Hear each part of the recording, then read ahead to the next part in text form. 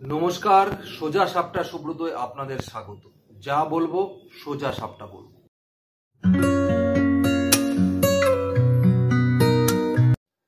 এই যে ছবিটি দেখছেন, এটা হলো আরজি করের সেই নির্যাতিতা ডাক্তারটির ভাস্কর্য, যেটা আজকে জুনিয়র ডাক্তাররা আরজি করে বসালো।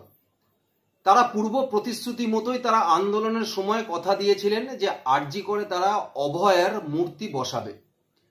তাই পূর্ব নির্ধারিত কথা মতোই আজকে মহালয়ের দিন তারা এই ভাস্কর্য আরজি করে প্রতিস্থাপিত করলো। কিন্তু দেখুন, এই ভাস্কর্য দেখলে যে কেউ বুঝতে পারবে বা যে কেউ বলতে পারবে এটা একটা প্রতীকী। তার কারণ হচ্ছে, যেভাবে বিনীত গোয়েলকে তার যোগ্যতা বুঝিয়ে দেওয়ার জন্য জুনিয়র ডাক্তাররা একটি প্রতীকী শিরদাঁড়া উপহার দিয়েছিলেন, ঠিক সেরকম ভাবে একটি প্রতীকী, এই নির্যাতিতা মেয়েটির একটি প্রতীকী তারা স্থাপন করলেন আজকে আরজি কর মেডিকেল কলেজ। এই নিয়ে বিস্তর চর্চা শুরু হয়েছে। অধিকাংশ লোক এটা বলতেই শুরু করেছেন যে ভাস্কর্যের রূপটি এরকম কেন হবে। কারণ তারা ধরে নিয়েছেন যে একটি ডাক্তার যেহেতু, তার গলায় একটি স্টেথিস্কোপ থাকবে, গায়ে সুন্দর জামা থাকবে, সেই হিসাবে যেহেতু একটি মেয়ে চুলটা লম্বা থাকবে, সেরকম হিসাবে একটি ভাস্কর্যের মূর্তি হওয়া উচিত। এই নিয়ে বিস্তর চর্চা। কিন্তু প্রশ্নটা হলো যে এই মূর্তিটা দেখার পরে আমার অনুভূতি হয়েছে যে এই ভাস্কর্য বলুন বা প্রতীকী বলুন, এটার মধ্যে দিয়ে অ্যাকচুয়ালি সেই নির্যাতিত মেয়েটি মৃত্যুর আগে যে পরিমাণ নির্যাতনের শিকার হয়েছে বা যে পরিমাণ কষ্ট তিনি সহ্য করেছেন, সেই কষ্টটাকেই ডাক্তাররা এখানে ফুটিয়ে তোলার চেষ্টা করেছে এই প্রতীকীর মধ্যে থেকে।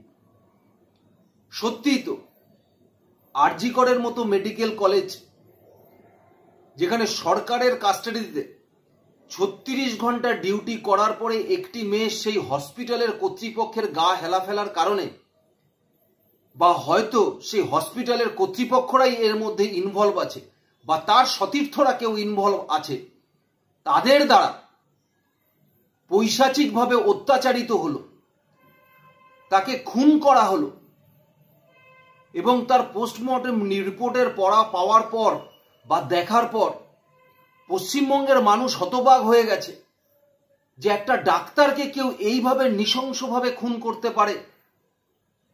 এবং পোস্টমর্টেমের প্রত্যেকটা পয়েন্ট, প্রত্যেকটা রিপোর্টের মধ্যে থেকে প্রত্যেকটা মানুষ যারা বাইরে রয়েছেন, যারা পোস্টমর্টেম বোঝেন তারা, বা যারা বোঝেন না, অন্য মানুষের কথা শুনে আবেগতাড়িত হয়েছে বা অন্য মানুষের কথা শুনে জেনেছে, তারা পর্যন্ত শিহরিত হয়ে গেছে, তাদের হাত পা ঠান্ডা হয়ে গেছে। তারা বারবার এটাই বলেছেন, একটি মেয়েকে কি করে এইভাবে অত্যাচার করতে পারে সে পেশায় ডাক্তার, যে মানুষের জীবন বাঁচানোর দীক্ষায় দীক্ষিত হয়েছে, যে গরিব মানুষ ডাক্তারকে ভগবান বলে মনে করে, সেই ডাক্তাররূপী ভগবান তাও একটি মহিলাকে এইভাবে তার নিজের কর্মক্ষেত্রে কিভাবে পৈশাচিক অত্যাচার করে, তাকে ধর্ষণ করে তাকে খুন করা হয়, সেই অন্তিম মুহূর্তে তার সে আর্তনাদ, তার সে কষ্ট, সেটাকেই এই ভাস্কর্যের মধ্যে দিয়ে, এই প্রতীকীর মধ্যে দিয়ে তুলে ধরার চেষ্টা করেছে ডাক্তাররা।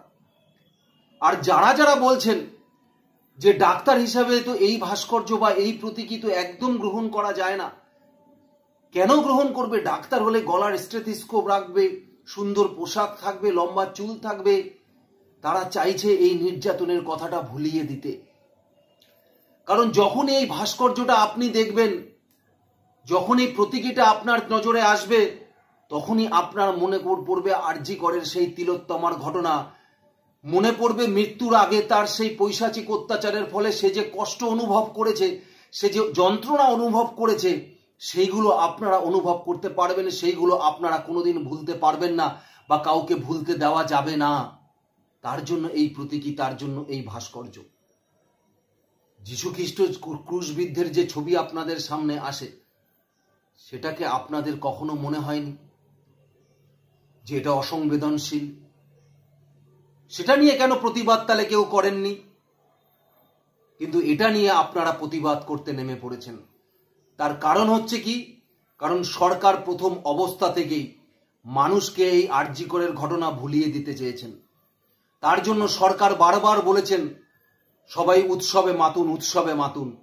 তারপরে দাঁড়িয়েও মানুষ ভোলেনি। আর ডাক্তারদের পূর্ব প্রতিশ্রুতি মতো এই আরজি করের এই নির্যাতিত মেয়েটির যে ভাস্কর্য তারা আজকে মহালয়ের দিন আরজি করে স্থাপন করলেন, এই ভাস্কর্যের মধ্যে থেকে প্রত্যেকটা মুহূর্ত সেই যন্ত্রণার কথা, তার মৃত্যুর মুখে বা মৃত্যুর কোলে ঢলে পড়ার আগের মুহূর্তের, সেগুলো মানুষকে বারবার উপলব্ধি করাবে। এই উপলব্ধি থেকেই মানুষের মনে বারবার আগুন বেরোবে বা আগুন জ্বলবে, যে প্রতিবাদের আগুন। তারা বলতে শুরু করবে যে আমরা তিলোত্তমার বিচার চাই।